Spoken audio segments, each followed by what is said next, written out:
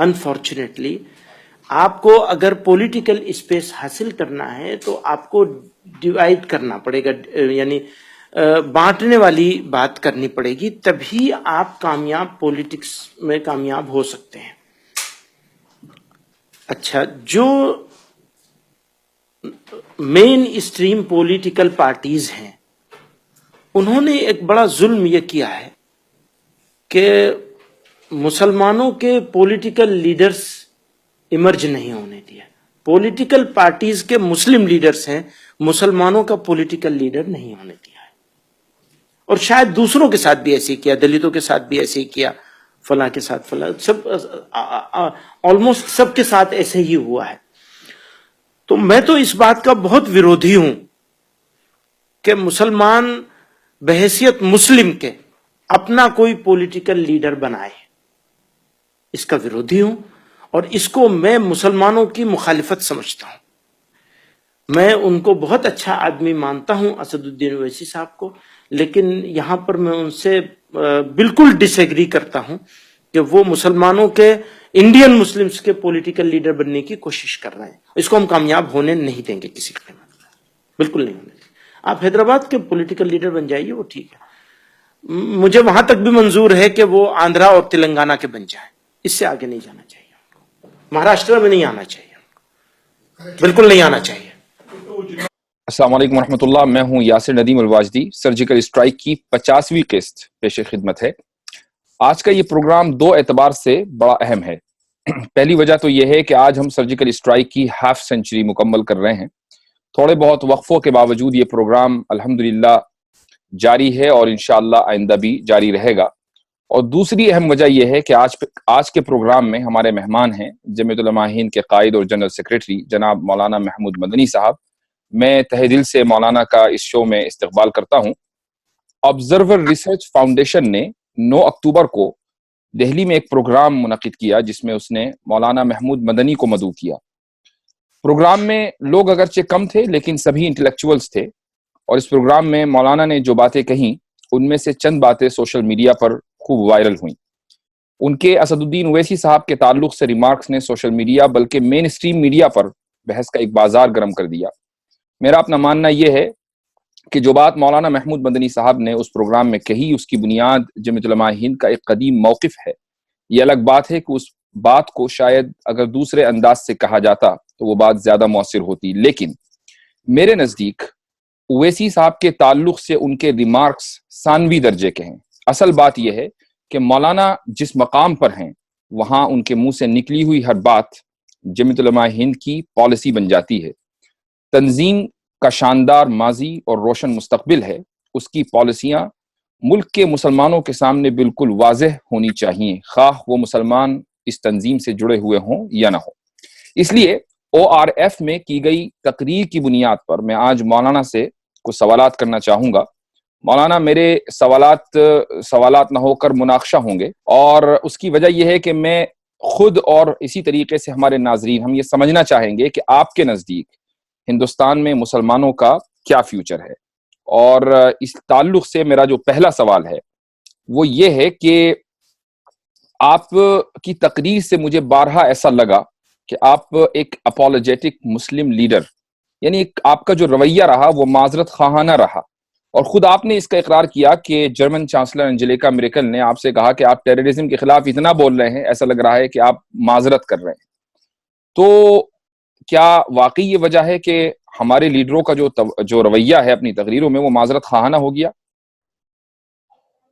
نہیں، میں اس سے پوری طرح اتفاق نہیں کرتا، لیکن سامنے سے ہماری بات سن کر دیکھنے والا جو رویہ اختیار کرتا ہے یا جو محسوس کرتا ہے، کئی مرتبہ بولنے والا اس کو کی نظر اس جگہ پہ نہیں ہوتی۔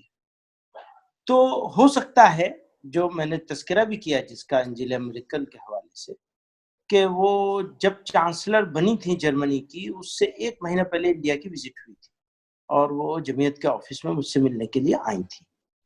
تو ہمارے آفس میں وہ آئی تھی اور یہیں وہ بات چل رہی تھی۔ تو انہوں نے کہا کہ آپ لوگ اتنا زیادہ صفائی مت دیجئے، یہ آپ کا اتنی صفائی دینے سے میسج دوسرا جاتا ہے، تو آپ بہت وہی جو معذرت خواہانہ اپولوجیٹک ہے آپ فیل ہوتا ہے۔ تو اس حوالے سے آپ کی بات کسی حد تک درست ہو سکتی ہے اور انجیلا کی بھی درست ہو سکتی ہے، لیکن ہماری پرابلم کیا ہے؟ ہماری پرابلم یہ ہے کہ اگر آپ طالبان کے حوالے سے دیکھیں گے چیزوں کو، تو طالبان اپنی مقامی لوکل لڑائی لڑ رہے تھے، وہ انڈین مسلمز کی لڑائی نہیں لڑ رہے تھے بلکہ افغانستان کی لڑائی لڑ رہے تھے. اور جس وقت وہ لڑائی لڑ رہے تھے افغانستان کی، تو پوری دنیا نے، دنیا کی تمام بڑی طاقتوں نے ان کو اسلحہ بھی دیا، ان کو ٹرینڈ بھی کیا. ان کے پیسے سے، ان کے اسلحے سے، ان کی ٹریننگ سے افغان کے مقامی باشندوں نے روس کے چھکے چھڑائے. یقیناً خالی پیسہ اور خالی اسلحہ کچھ نہیں ہوتا، ہمت کی اور حوصلے کی بھی ضرورت ہوتی ہے، وہ ان لوگوں میں موجود تھا. ان لوگوں کی سپورٹ نے ان کو اور مضبوط کر دیا. وہ اپنی لڑائی خود لڑ رہے تھے اور سی آئی اے نے ان کو ٹرین کیا. یہ دنیا کے سامنے چھپا ہوا نہیں ہے، بلکہ سی آئی اے نے خود اقرار کیا. اس کے سارے پلاننگ جو انہوں نے کی ساری وہ منظر عام پر موجود ہے، آ گئی ہیں، بالکل ڈاکومنٹڈ ہے وہ سارا کچھ. جی.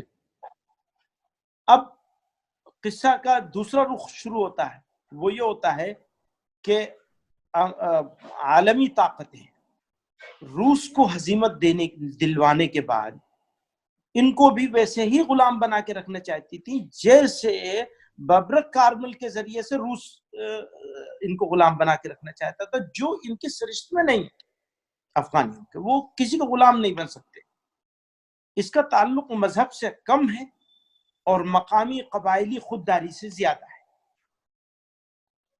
تو انہوں نے بغاوت کر دی کہ یہ تو نہیں ہوگا، تمہارا جو مقصد، اگر تم نے اس مقصد کو حاصل کرنے کے لیے ہمیں استعمال کیا ہے، ہم اس میں استعمال نہیں ہوں گے اور ہم اپنی خود مختاری پہ کوئی سمجھوتا نہیں کریں گے. بات وہاں سے گڑبڑ شروع ہو گئی، ان کے بیچ میں جھگڑا ہو گیا. اس جھگڑے کے بیچ میں طالبان نے اپنا اقتدار قائم کر لیا. میں بیچ کے قصے سب چھوڑ رہا ہوں کہ کس طرح انہوں نے اقتدار حاصل کیا وہاں.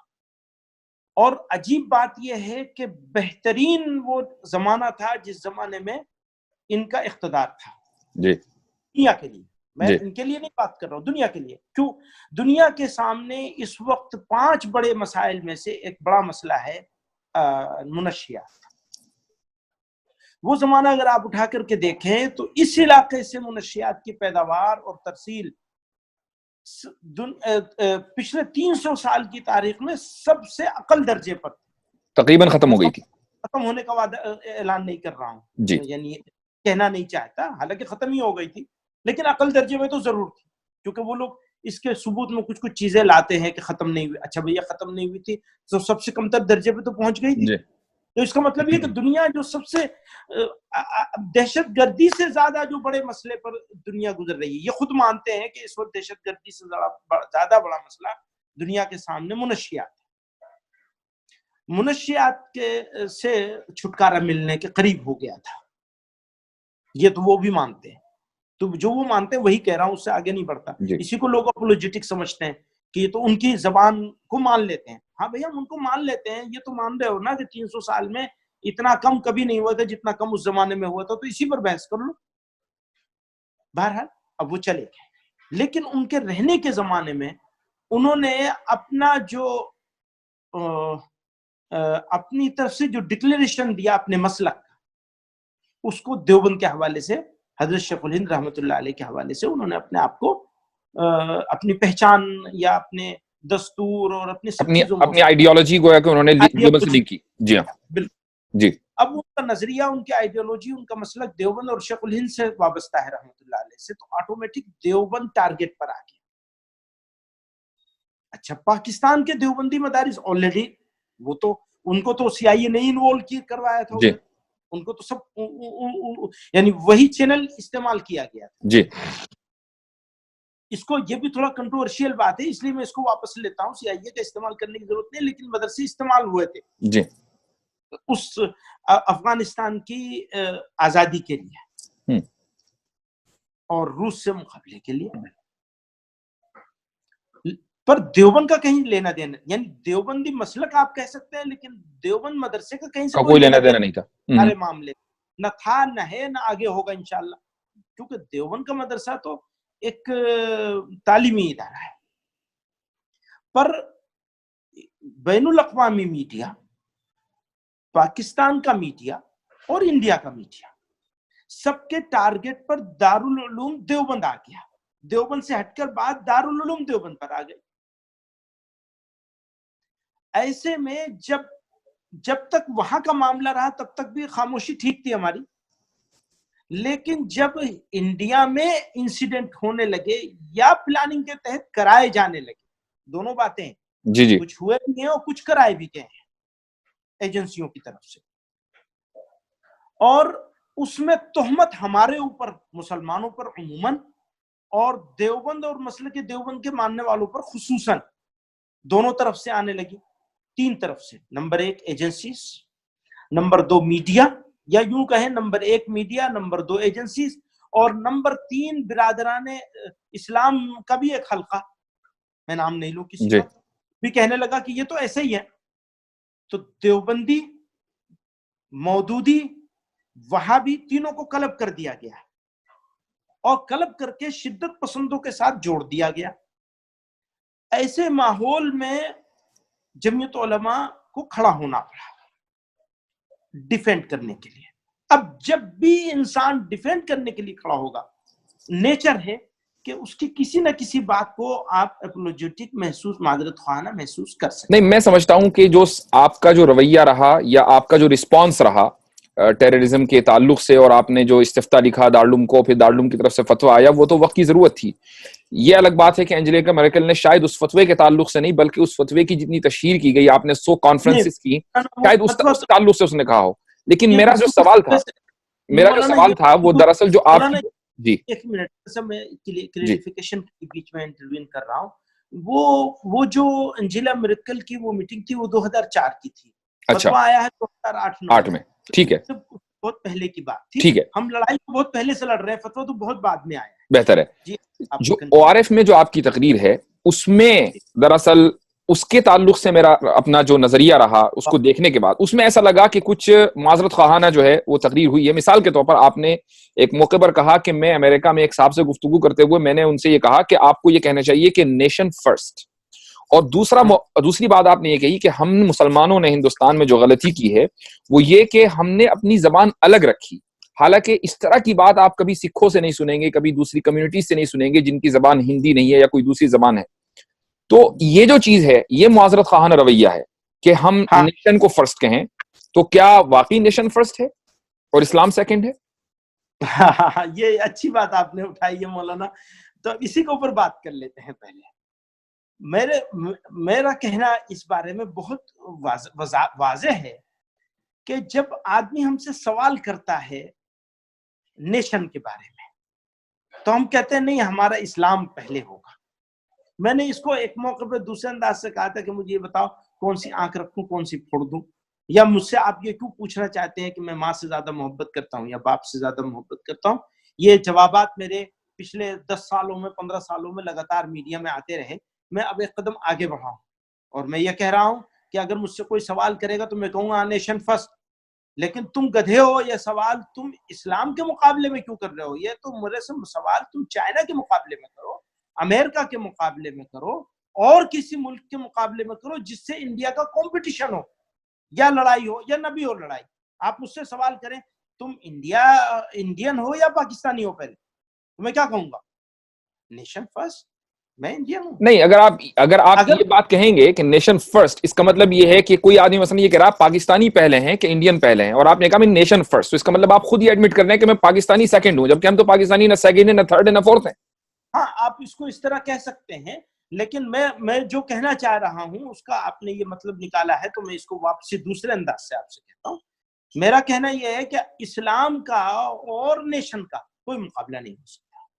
مذہب کا اور نیشن، اسلام بھی چھوڑیے، ریلیجن اور نیشن کا میں سے کسی ایک کو چوز کرنا یہ نہیں ہو سکتا. نیشن کا مقابلہ نیشن کے ساتھ ہوگا، ریلیجن کا مقابلہ ریلیجن کے ساتھ ہوگا. کوئی مجھ سے کہے کہ تم کرسچن ہو یا مسلمان ہو، میں کیا کہوں گا؟ مسلمان ہوں. کوئی مجھ سے کہے تم سناتن دھرمی ہو، ہندو ہو، یا مسلمان ہو تو میں یہی کہوں گا کہ نہیں کسی قیمت پر میں سناتن دھرمی نہیں ہو سکتا، میں مسلمان ہوں. لیکن کوئی مجھ سے یہ کہے کہ تمہیں کھٹا پسند ہے یا میٹھا پسند ہے تو میں کہوں گا مجھے کھٹا نہیں میٹھا پسند ہے. اب کوئی مجھ سے کہنے لگے کہ تم مٹھائی پسند کرتے ہو یا پتھر پسند کرتے ہو، یہ تو بیوقوفی کی بات ہے. پتھر کون پسند کرے گا؟ ٹھیک. تو یہ سوال ہی احمقانہ اور بیوقوفانہ ہے. اس لیے یہ سوال امریکہ میں بھی کھڑا ہے کہ مسلمان جو ہیں وہ مسلمان ہیں اور امریکن نہیں ہیں. ارے بھائی وہ کوئی ہمارے اوپر یہ الزام لگائے کہ تم چائنیز ہو امریکن نہیں، تو اس الزام کا ہم جواب دیں گے. لیکن اسلام کا اور نیشن کا کوئی مقابلہ ہو ہی نہیں سکتا. یہ سوال ہی غلط ہے بنیادی طور پر. یہ کہنا چاہتا ہوں اس کہنے کے لیے میں کہنا چاہتا ہوں کہ مسلمان کو زور سے کھڑے ہو کے کہنا چاہیے نیشن فرسٹ. اور زبان کے تعلق سے کیا واقعی ہم نے غلطی کی کہ ہماری ایک زبان الگ ہے ہندی سے متعلق، ہندی سے الگ؟ جی میری بات اب یہ بہت اچھا، یہ بھی بہت اچھا، بڑا کنٹروورشیل اور بڑا اچھا سوال ہے. میں اس بارے میں اپنی بات پر پوری طرح قائم ہوں، ابھی بھی قائم ہوں کہ ہم نے زبان کے بارے میں یہ ضد کر کے کہ ہم اردو ہر حال میں رکھیں گے غلطی کری ہے. یا تو اردو رکھی ہوتی تو پوری طرح رکھی ہوتی. آج ہمارے جوان بچے بچیاں ہی اردو سے نابلد ہو چکے ہیں آلریڈی ایجوکیشن سسٹم کی وجہ سے. اس میں ہمارا قصور نہیں ہے لیکن ہو چکے ہیں. اب ان کو ہونے سے بچانے کے لیے یہ تو ہمیں اپنے اردو کے ایجوکیشنل انسٹیٹیوشن کھڑے کرنے چاہیے تھے. اچھا آپ نے ایجوکیشنل انسٹیٹیوشن اردو کے کھڑے کر لیا اور کھڑے بھی ہیں، مہاراشٹر میں کھڑے ہیں، لیکن مین اسٹریم سے سب لوگ باہر ہیں. اب جب مین اسٹریم سے باہر ہو گئے تو امپلائمنٹ پہ ان کو کیسے موقع ملے گا؟ ملک کی خدمت کرنے کے جہاں سے مواقع ہوتے ہیں اور مسلمانوں کا ریپرزنٹیشن پوری طرح ریپرزنٹ کرنے کا، وہاں سے آپ باہر ہو گئے. ایک بات.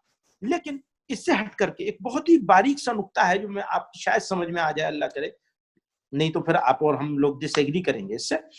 وہ یہ ہے کہ اسلام کا بنیادی مقصد ہے دنیا انسانیت تک اللہ کی وحدانیت اور رسول اللہ کی رسالت وغیرہ وغیرہ وغیرہ جو ایمان ہے اس کی دعوت دینا اور اس کو پہنچانا ہے. بنیادی مقصد ہے ہمارا.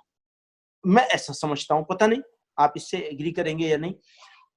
اب جب تک ہم ان لوگوں کی زبانوں میں جو ہمارے مخاطب ہیں، ہم یہاں رہے ہیں اس ملک میں باوجود اقلیت میں ہونے کے ہم نے رہنا منظور کیا، باوجود دشمنی کا ماحول پیدا ہو جانے کے ہم نے رہنا منظور کیا، باوجود اس کے کہ تعصب اور فرقہ پرستی موجود تھی پھر بھی ہم نے رہنا یہاں کا فیصلہ کیا رہنے کا. تو کس لیے کیا؟ تاکہ ان لوگوں تک ایمان کی دعوت پہنچا سکے. ورنہ تو پاکستان بیسٹ آپشن تھا چلے جانے کے لیے. اس آپشن کو اختیار نہیں کر کے انڈیا میں رہے. تو اس کے بہت سارے ریزن ہیں انڈیا میں رہنے کے. یہ کہ ہمارا وطن ہے، ہم نے اس کو چوز کیا انڈیا کو، ایک بات یہ ہے کہنے کی. لیکن اسی کے ساتھ ساتھ یہ بھی ہے کہ لوگوں تک اپنی بات کو ہم پہنچائیں گے کیسے؟ میری تقریر کو آج کی تاریخ میں خود مسلمان لوگوں کے لیے سمجھنا مشکل ہوتا ہے. اگر میں اردو میں بولنے لگوں، اچھا اردو ہی بولتے ہیں بچپن سے وہی بولتے چلے آئے، تو میں یہ سمجھتا ہوں کہ مسلمان پر صرف ضروری نہیں بلکہ فرض کے درجے میں ہے، کم سے کم فرض کفایہ کے درجے میں ضرور ہے کہ مسلمانوں میں ایسی جماعت کھڑی ہو جو ہندی میں، بنگلہ میں، ملیالم میں، تیلگو میں. سکھ اگر بات نہیں کر رہا ہے تو اس لیے نہیں کر رہا ہے کہ وہ اپنے ایک علاقے میں محدود ہے اور اس میں خوش ہے، وہ اتنے پر ہم خوش نہیں ہو اتنے پر. ہماری تو یہ ذمہ داری ہے مرتے دم تک کہ ہم لوگوں تک وہ پیغام پہنچائیں جس پیغام کے لیے ہمیں اللہ تعالیٰ نے یہاں ڈیپیوٹ کیا ہے. ٹھیک ہے. اس آپ کے اس پورے سٹیٹمنٹ پر میرے کچھ تحفظات بھی تھے، لیکن میں پھر بھی آگے بڑھوں گا چونکہ وقت کی بھی ہمارے پاس قلت ہے. جو اس سے سب سے اہم جو چیز آپ نے اس میں کہی، بلکہ جو مجھے ایک قابل اعتراض لگی ہے، اہم نہیں کہوں گا، قابل اعتراض کہوں گا، اس میں آپ نے ایک جملہ بولا ہے اور کہا ہے کہ اگر اصل ہندوتو ہندوستان میں آ جائے تو پھر تو کسی کے لیے کوئی خطرہ نہیں اور مسلمان اتنے آرام سے رہے گا کہ کسی بڑی سے بڑی اسلامی ریاست میں نہیں رہ سکتا. تو میرا سوال یہ ہے کہ ایک طرف آپ کی جو تقریر کی، میں اپنا سوال مکمل کر لوں پہلے میں، کہ ایک طرف جمعیت کا موقف بھی یہی ہے اور غالباً آپ کی تقریر کی بنیاد بھی یہ ہے کہ ہم اس ملک میں اسلام یا مسلمان کی سیاست نہیں کریں گے، اور دوسری طرف ہم ہندوتو کی بنیاد پر جو سیاست ہو رہی ہے اس کو انڈورس کر رہے ہیں. سیاست کو انڈورس نہیں کر رہا ہوں، بلکہ سیاست کو کاٹنے کے لیے یہ جملہ کہا ہے میں کہ اصل ہندوتو اگر آئے جس میں برابری ہے، انصاف ہے، فلاں ہیں فلاں ہیں، اس کا پورا وہ ایک ڈیفائنڈ چیز ہے. لیکن ہندوتو میں تو برابری ہو ہی نہیں سکتی. جو ہندوازم کاسٹزم کے اس پر پہلے آپ بنیاد پر اپنے ہو. سوال کو دہرا دیں، اسے جی میں کریکٹ کروں. آپ اپنے آپ نے سوال کو آپ کا جو جملہ ہے میں اسی کو پڑھتا ہوں. وہ یہ ہے کہ اگر اصل ہندوتو آ جائے تو کسی کے لیے کوئی خطرہ نہیں. مسلمان اتنے آرام سے رہے گا کہ کسی بڑی سے بڑی اسلامی ریاست میں نہیں رہ سکتا. ہاں، تو اگر یہ جملہ میرا ہے آخری والا کہ جی کسی بڑی سے بڑی اسلامی ریاست میں نہیں رہ سکتا، تو میں اس جملے کو واپس لیتا ہوں. اس کے لیے معافی چاہتا ہوں آپ سے بھی اور لوگوں سے بھی جن کو تکلیف، یقیناً یہ تکلیف پہنچانے والا جملہ ہے. اور ہرگز میرا یہ مقصد نہیں ہے کہ میں کسی بڑی سے بڑی اسلامی ریاست سے اونچے مقام پر اس ریل ہندوتو کو بٹھا دوں جس کا یہ لوگ کتابوں میں تذکرہ کرتے ہیں، جو سچائی موجود نہیں ہے، یا جس کے نام پہ پولیٹکس کرتے ہیں. تو دو باتیں یہاں آ گئی. نمبر ایک، جتنا جملہ آپ پڑھ کے سنا رہے ہیں اگر وہ صحیح ہے جی تو آج دو میں کوئی باتیں ایسی کہہ دیتا ہے، ٹھیک ہے. ہو سکتا ہے میں نے کہہ دی ہوں، تو میں اس کو واپس لیتا ہوں، اس سے معذرت کرتا ہوں، اس کے لیے معافی چاہتا ہوں، بہت اچھا. اور کی درستگی کے لیے میں لکھ کر کے باقاعدہ ORF میں بھی بھیجوں گا کہ یہ میں اپنی اس جملے کو واپس لے رہا ہوں، صرف آپ تک نہیں رکھوں گا. نمبر ایک. نمبر دو، آ جائیے اس بات پر، جتنا یہ جملہ ہے پہلے والا اس کو کاٹ کر آخری والے کو، اتنے کو یہ جملہ اس کو انڈورس کرنے کے لیے نہیں بولا گیا ہے، بلکہ اس کو ڈسکاؤنٹ کرنے کے لیے بولا گیا ہے کہ تم ریل ہندوتو کی بات نہیں کر رہے ہو، بلکہ ریل ہندوتو اگر آ جائے گا تو کوئی خطرہ نہیں. یہ میں ابھی بھی ٹھیک ہے. آگے بڑھتے ہیں. آپ جو پورا موضوع تھا وہ دراصل ریڈیکلائزیشن پر تھا، اور ظاہر ہے کہ ریڈیکلائزیشن ہی کی بنیاد پر آپ کو وہاں بلایا گیا تھا کہ کیسے اس کا مقابلہ کریں. شاید آپ کے علم میں بھی ہوگا کہ اس ٹرم کو سب سے پہلے جارج بش نے مسلمانوں کے تعلق سے بولا ریڈیکل مسلمز، اور ریڈیکل کے مقابلے میں جو ٹرم آتی ہے وہ ہے پروگریسو. اور ریڈیکل کا مطلب یہ ہے کہ جو اپنی بنیاد سے جڑا ہوا ہو. یہ گویا کہ فنڈامنٹلزم کا ایک اپ گریڈڈ ورژن ہے. تو سوال یہ ہونا چاہیے تھا کہ مسلمان کو تو اپنی بنیاد سے جڑا رہنا چاہیے، نہ یہ کہ ہم پھر معذرت خواہانہ رویہ اختیار کر کے یہ کہیں کہ ہاں جی ریڈیکلائزیشن جو ہے وہ بہت خراب چیز ہے، ہمیں پروگریسو ہونا چاہیے. یعنی ہمیں اس سوال کے اوپر سوال اٹھانا چاہیے کہ کیا ریڈیکلائزیشن واقعی کسی بھی قوم اور کسی بھی ملک کی ترقی کے لیے خطرہ ہے؟ کیا کسی بنیاد سے جڑنا ترقی کے لیے خطرہ ہے، یا بنیاد سے کٹنا ترقی کے لیے خطرہ ہے؟ ریڈیکلائزیشن کا اردو میں ترجمہ کیا کریں گے؟ بنیاد پرستی. اگر آپ صرف بنیاد پرست کہیں تو ہم تو یہ سمجھتے ہیں کہ بنیاد پرست کو انگلش میں فنڈامنٹلسٹ کہا جاتا ہے. جی فنڈامنٹلزم کی بات جہاں ہوگی وہاں ہم یہ جواب دیں گے، لیکن ریڈیکلائزیشن کی جہاں بات ہوگی وہاں ریڈیکلائزیشن کا پرفیکٹ ٹرانسلیشن بنیاد پرستی نہیں ہے. ریڈیکلائزیشن کا جو میں سمجھتا ہوں، ہو سکتا ہے میں غلط ہوں کیونکہ میں انگلش کا بہت اسکالر نہیں ہوں آپ کی طرح سے، تو مجھے ایسا لگتا ہے کہ ریڈیکلائزیشن اور فنڈامنٹلزم دونوں میں فرق ہے. ٹھیک ہے. تو اگر آپ گویا کہ اس کو منفی معنی میں لیتے ہیں تو اس اعتبار سے آپ نے یہ بات کہی ہے. بالکل ٹھیک ہے. اب اگر اسی پر اب اگلا سوال ہے کہ ایک صاحب نے آپ سے سوال کیا کہ جو پاکستانی مدرسوں میں ریڈیکلائزیشن ہو رہا ہے وہ کیوں ہو رہا ہے، جو پاکستانی دیوبندی مدرسے ہیں. آپ نے انہی سے پوچھا کہ آپ جواب دیجئے. انہوں نے کہا کہ دراصل دیوبندیوں کے بھی دو دھڑے تھے. ایک تو گروپ تھا جس کو حضرت مدنی لیڈ کر رہے تھے، اور دوسرا گروپ علامہ شبیر احمد عثمانی کا تھا، اور آپ نے اس کی تصویب کی. تو گویا کہ ایک طرح سے آپ نے یہ میسج دیا. اصل میں اس بحث میں پڑھنا نہیں چاہتا تھا، اس بحث سے نکلنا چاہتا تھا. تصویب کس طرح سے کری ہے میں نے؟ آپ نے کہا کہ ہاں یہ بات بالکل صحیح کہی آپ نے. گویا کہ ریڈیکلائزیشن کی جو مدرسوں میں پاکستانی مدرسوں میں بنیاد ڈالی ہے وہ علامہ شبیر احمد عثمانی نے ڈالی ہے. اس سے تو یہ میسج جاتا ہے. اس وقت تو علامہ شبیر احمد عثمانی رحمۃ اللہ علیہ کے ماننے والے ہوں یا مولانا حسین احمد مدنی رحمۃ اللہ علیہ کے ماننے والے ہوں، پاکستان کے مدرسوں میں کون بچا ہوا ہے؟ جی کون بچا ہوا ہے؟ اور کون غلط ہے کون صحیح ہے اس کا فیصلہ میں نہیں کر سکتا. لیکن کچھ بحث ایسی ہوتی ہے جس بحث میں برائے بحث پڑھنے سے بات کا ڈائریکشن ختم ہو جاتا ہے. ہم انڈیا کے مسلمانوں کو ڈیفینڈ کرنا چاہتے ہیں ہر مقام پر، ہر جگہ پر. انڈین مسلمز، انڈین مدرسے، انڈین علماء. نہیں تو میرے خیال سے اس کا بہتر نیریٹو یہ ہے کہ اس کا تعلق علاقائیت سے اور قبائلیت سے ہے، چونکہ وہ پورے علاقے قبائلی ہیں. یہ بات صحیح، میں اس سے ایگری کرتا ہوں. اور کسی اور موقع پر اس کو میں نے استعمال یہی خیالات کا اظہار بھی کیا ہے کہ اس کو دیوبندیت اور بریلویت سے ملا کر نہ دیکھا جائے، ورنہ سلمان تاثیر کا قتل کرنے والا تو بریلوی تھا. تو آپ یہ کیوں کہتے ہیں کہ دیوبندی لوگ ہی ایکسٹریمسٹ ہیں؟ بھیا یہ تو حالات نے ان لوگوں کو ایسی جگہ پہ کھڑا کر دیا، چاہے وہ دیوبندی ہو چاہے بریلوی، چاہے مسلمان جو بھی ہے وہ ایک ایسی جگہ پہ کھڑا ہے. بہتر. تو اس کو اس جگہ پہ مت لائیے کہ مولانا مدنی کے ماننے والے لوگ جو ہیں وہ بڑے شریف ہیں اور وہ شدت پسند ہو گئے. جی اگر یہ میسج گیا ہے تو میں اس کے لیے بھی بالکل معذرت خواہ. بہتر. جمعیت علماء اور جگہ معذرت خواہ نہ ہو آپ کے ساتھ. آپ خود بار بار اپنے جلسوں میں اور اپنا جو آپ کا بروشور ہے اس کے اندر جگہ جگہ جمعیت علماء ہند کے تعلق سے یہ اعلان کرتے ہیں کہ جمعیت علماء ہند کوئی سیاسی پارٹی نہیں. تو ایک غیر سیاسی پارٹی کسی سیاسی پارٹی کو دوسرے صوبے میں آنے سے کیسے روک سکتی ہے؟ یعنی کیا اس غیر سیاسی پارٹی کو یہ اخلاقی حق حاصل ہوگا کہ وہ ایک سیاسی پارٹی اور پولیٹیکل شخص کے بارے میں یہ کہے کہ ہم اس کو فلاں صوبے میں آنے نہیں دیں گے یا اس کو اس کے صوبے سے نکلنے نہیں دیں گے؟ ہاں دیکھیے، یہ جملہ آنے نہیں دیں گے یہ جملہ خود میرے مزاج کے خلاف ہے. میں اس طرح کے جملے عموماً نہیں بولتا ہوں. اور کس رو میں نے بولا ہے تو یہ آپ اس پس منظر میں اگر دیکھیں گے کہ ہم تو غیر سیاسی پارٹی ہیں اور میں خود بھی غیر سیاسی ہوں آج کل. تو ابھی 2012 میں ٹرم پورا ہوا راجیہ سبھا کا، اور اس وقت سے ابھی تک کسی پولیٹیکل پارٹی کے پلیٹ فارم پر پولیٹیکل پارٹی کی حمایت کے لیے، مخالفت کے لیے، کسی چیز کے لیے نہیں گیا. لیکن ایک بات ہے، اس بنیادی بات پر آ جائیے، سوال پر. جی یہ جملوں پر تو ٹھیک ہے، جملوں پر آپ اعتراض بھی کر لیں گے، میں مان بھی لوں گا. مجھے اس میں کوئی میرا ذاتی عزت کا مسئلہ نہیں ہے. میں معذرت بھی کر سکتا ہوں، واپس بھی لے سکتا ہوں. اسد الدین اویسی صاحب میں ہمارے دوست ہیں، وہ مجھے بھائی کہتے ہیں. میں بھی ان کو ایک اچھا اوریٹر، اچھا جواب دینے والا اور پارلیمنٹ میں مسلمانوں کی ایک اچھی نمائندگی، اچھا ریپرزینٹیٹیو مانتا ہوں. اپنے سے اچھا، یقیناً میرے سے اچھے.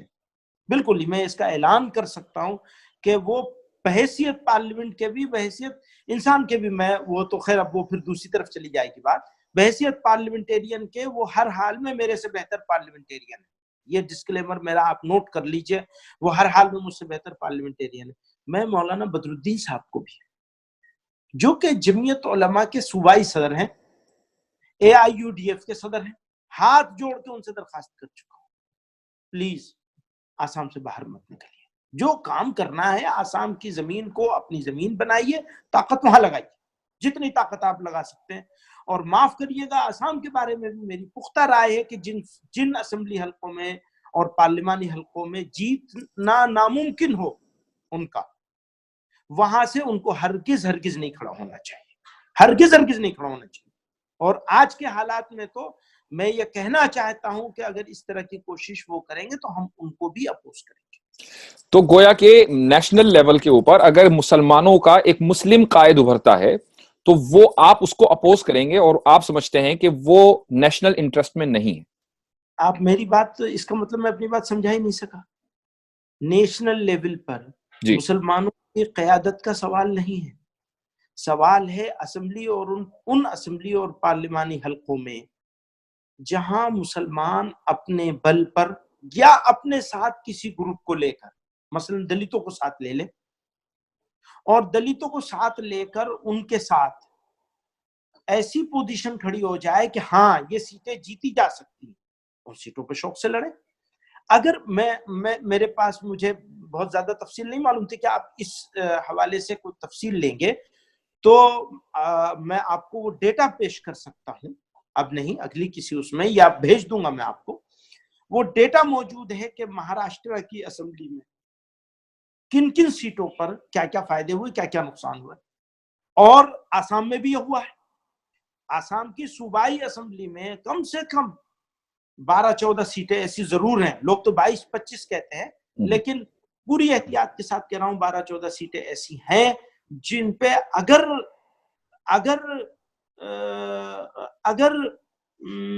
سمجھداری کے ساتھ فیصلے کیے گئے ہوتے تو یہ لوگ جیت نہیں سکتے تھے. حالانکہ اس حوالے سے بھی میری ایک دوسری رائے ہے، لیکن وہ دوسرے موقع پہ بات کریں گے۔ میں اس کو سمجھنا چاہ رہا تھا کہ اگر کل کو ایک شخص، چاہے وہ اویسی ہو، چاہے مولانا بدر الدین اجمل ہو، یا کوئی دوسرا مسلم لیڈر ہو، وہ یہ کہے کہ میں آل انڈین مسلمز کا ایک چہرہ ہوں، میں لیڈر ہوں، اور وہ مسلمانوں کی پالیٹکس کر رہا ہے، مسلمانوں کے لیے پالیٹکس کر رہا ہے، مسلمانوں کے حق میں وہ آواز اٹھاتا ہے، تو کیا آپ اس کی اس سیاست سے متفق ہوں گے یا آپ اس کو اپوز کریں گے؟ نہیں، ہم اس کو اپوز کریں گے۔ کیا اس کی بنیاد وہی دو قومی اور ایک قومی نظریہ ہے؟ بالکل۔ اگر وہ کہتے ہیں کہ ہم ہندوستانیوں کے نمائندے ہیں اور ہندوستانیوں کے جو کنسرن ہیں ان کو ایڈریس کر کے بات کرتے ہیں تو وہ سرام ہوگا۔ اور اگر وہ مسلمانوں کے آئیڈیا کی بات کرتے ہیں، دیکھیے ابھی آج کے حالات میں آپ دیکھ لیں کہ جو موجودہ لوگ اپنے اقتدار کو ریپیٹ کرنے کے لیے غیر مسلموں کے ذہن میں جو بات ڈال دینا چاہتے ہیں، ہمارے مسلمان قائدین وہی بات کہہ رہے ہیں۔ ذرا باریکی ہے، یہ بہت فائن لائن ہے جس کو میں پوری طرح بولوں گا نہیں، چاہے لوگ مخالف رہیں چاہے موافق رہیں، مجھے اس کی پرواہ نہیں ہے، ذرا پرواہ نہیں، بہت ہی فائن لائن ہے، ڈیلیور کرنے میں فیل ہو چکے ہیں۔ اکنومی کے لحاظ سے موجودہ اقتدار پر بیٹھے ہوئے لوگ پوری طرح فیل، بے روزگاری، مہنگائی، کرپشن، یہ ساری چیزیں آسمان کو چھو رہی ہیں۔ اگلے الیکشن کے لیے کوئی مدعا نہیں ہے، ایک مدعا ہے، مسلمان کو غلام بنایا، مسلمان کا علاج کر دیا ہم نے یہ طلاق کو ٹھیک کر دیا، ہم نے یہ ٹھیک کر دیا، ہم نے وہ ٹھیک کر دیا۔ اچھا، اور آپ کہہ رہے ہیں یہ تو مسلم مکت بھارت بنانا چاہتے ہیں، اس کا مطلب یہ کہ جو چیز وہ غیر مسلموں کو پہنچانا چاہتے ہیں آپ اس کو انڈورس کر رہے ہیں۔ جی، یہ بڑا باریک سا معاملہ ہے، سوری میں اب اس سے زیادہ اس کی ڈیٹیل میں نہیں جاؤں گا۔ نہیں، آپ نے بالکل واضح کر دیا ہے۔ میں سمجھتا ہوں کہ الفاظ کا جو انتخاب ہے وہ بالکل صحیح ہونا چاہیے، اور اویسی صاحب سے بھی الفاظ کے انتخاب میں، حالانکہ وہ بہت زبردست اوریٹر ہیں، بعض مرتبہ بد احتیاطی ہو جاتی ہے، اور یہی چیز میں آپ سے کہنا چاہ رہا تھا۔ جو اگلا سوال ہے میرا وہ یہ کہ اگر آپ یہ نہ کہہ کر کہ میں ان کو اسٹیٹ سے باہر نہیں آنے دوں گا، فلاں جگہ نہیں جانے دوں گا، آپ اگر ان کو یہ مشورہ دیتے کہ مجلس اتحاد المسلمین کے بجائے اگر وہ کوئی سیکولر نام رکھیں اور پھر ہندوستان میں جہاں چاہے جائیں میں ان کی حمایت کروں گا، تو شاید بات بھی وہی ہو جاتی، اور ہو سکتا ہے کہ یہ آفر میں انہیں نہیں کر سکتا، یہ بلینک آفر میں انہیں نہیں کر سکتا ہوں کہ وہ، کیونکہ ان کے جو پچھلے اگر ایک سال کے اسٹیٹمنٹ دیکھیں گے تو وہ سارے وہ اسٹیٹمنٹ ہیں جن سے فرقہ پرستوں کے میسج جو دیے جانے والے ہیں وہ سب اسٹیبلش ہوتے ہیں۔ چلیے ہم اویسی صاحب کی بات نہ کریں، لیکن مولانا بدر الدین اجمل صاحب کی تو ایسے اسٹیٹمنٹ نہیں۔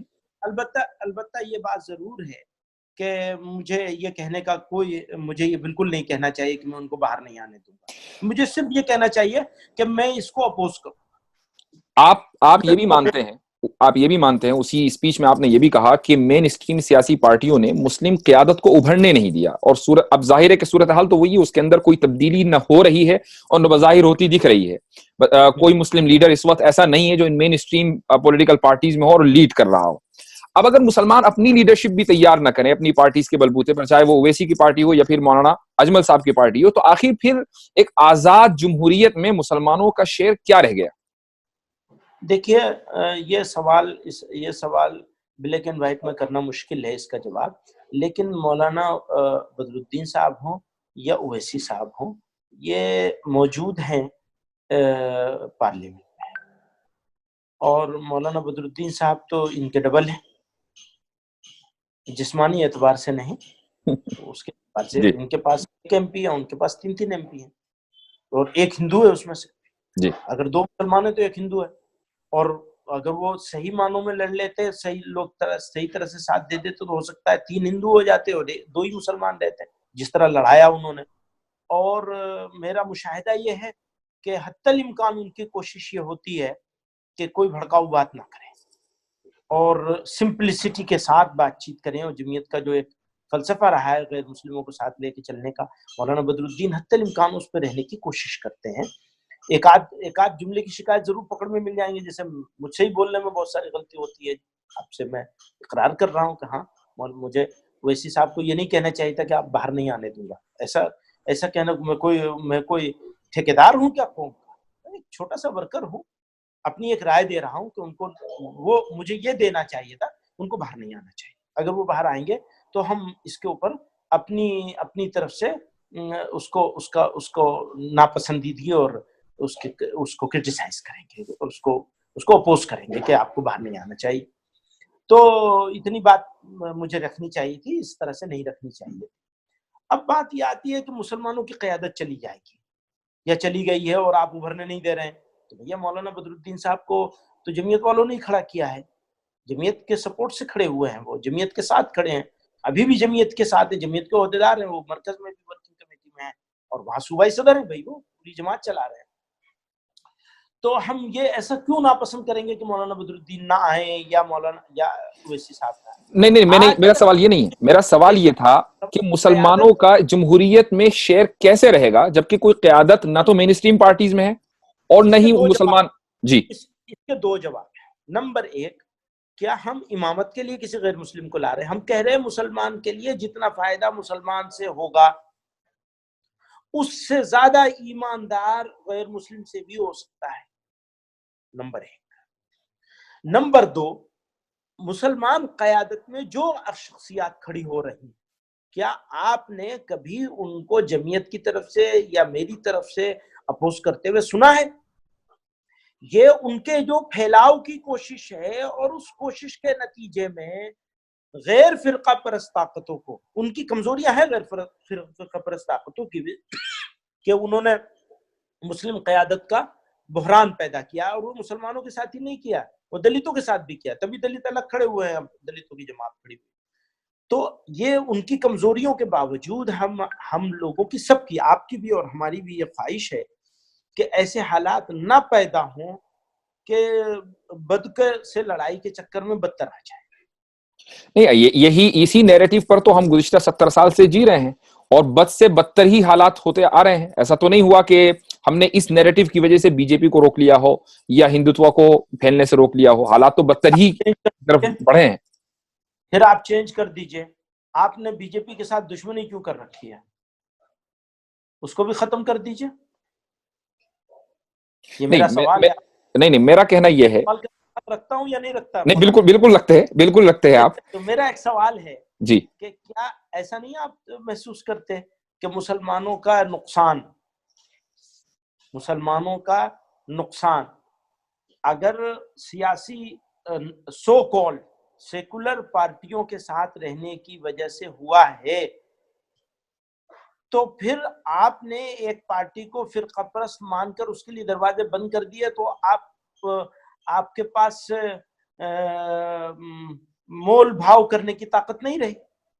نہیں تو یہ سوال تو ایک عام مسلمان کا، مجھ جیسے ایک عام مسلمان کا اپنی قیادت سے ہے کہ یہ ڈائریکشن تو قیادت کو دینا تھا، چاہے وہ جمعیت کی قیادت ہو، ملی کاؤنسل کی ہو، مشاورت کی ہو، کسی کی بھی قیادت ہو، یہ ڈائریکشن تو اس کو دینا تھا، کیونکہ جس ڈائریکشن پر آپ قوم کو لے کر چلیں گے اسی ڈائریکشن پر قوم چلے گی۔ آپ نے قوم سے کہا کہ بھئی یہ ان لوگوں سے کوئی رابطہ نہیں رکھنا، قوم نے رابطہ نہیں رکھا، آپ یہ کہتے کہ اس رابطہ رکھا جائے گا۔